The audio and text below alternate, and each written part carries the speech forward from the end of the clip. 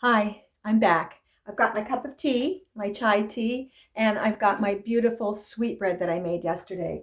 Yesterday, I decided I had a half of a sweet potato and I had one apple left from my apple salad at Christmas that was still quite bright, quite sweet and crunchy and beautifully crisp.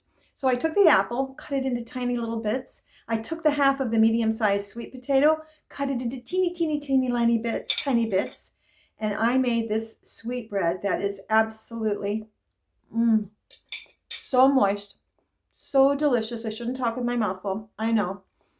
Um, but when I put it in the Cuisinart, I beat the heck out of it so that the apple was really finely ground into it and the sweet potato was really finely ground into it. And I cut the sweet potato. You know, sweet potatoes are not easy to cut, but oh my gosh, it's a beautiful color. It's almost a butterscotch color. I am going to put the recipe that I used exactly as I used it in the description. And I promise you, if you make this apple sweet potato sweetbread, you're going to die from just how delicious it is. It's just so beautiful. So I'm going to have one more bite while I'm talking to you, a sip of my chai, and then we're going to get into talking about my micro miniature. So good. Okay. Let me get the sip of this tea really quick.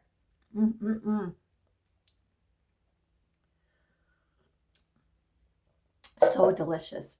Oh, you can see the ring light above me. It almost looks like an angel's halo above my head there. That's kind of fun.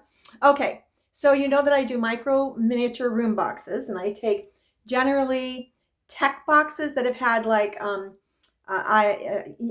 earphones or things in them, things like that. This is the size that I'm using right now, and this is the beginning of the one that's going to go to Texas. I know it doesn't look like I've done much to it, but I actually have. I've put a lot of thought to it, and I've got some items here that we're going to talk about, and you can see how small it is. Again, my glasses are here for scale. You can see how small it is. And what I've done is I've got part of the, what do you call it? It goes around the bottom of a room. I forget what you call it.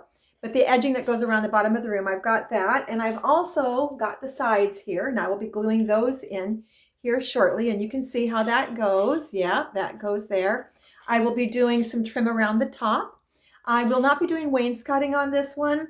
It's just not what I'm going to be doing on that. But I've done some other things. So I start working on the tiny items separately while I get the backgrounds glued in. But I want to show you. In one of my videos when I was talking about micro miniatures, I talked about the artist from the 1970s, Joan Walsh England. And I had some tiny little miniature Christmas cards that she had done.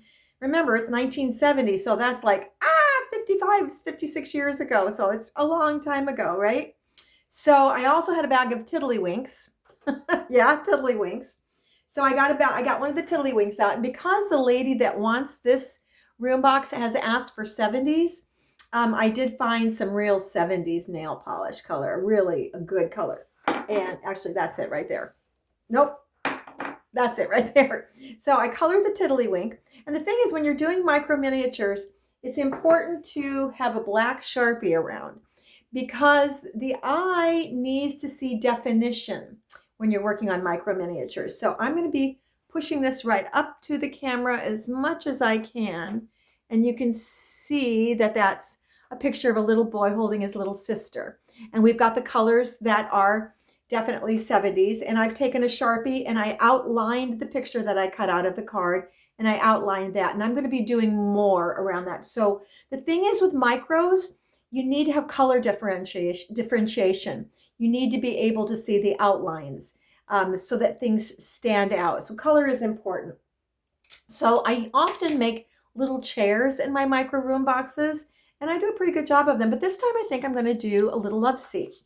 So what I've done is I've gotten what I think is the right for scale cardboard pieces right here. That's just the beginning of the little love seat. Yep, that's just it right there.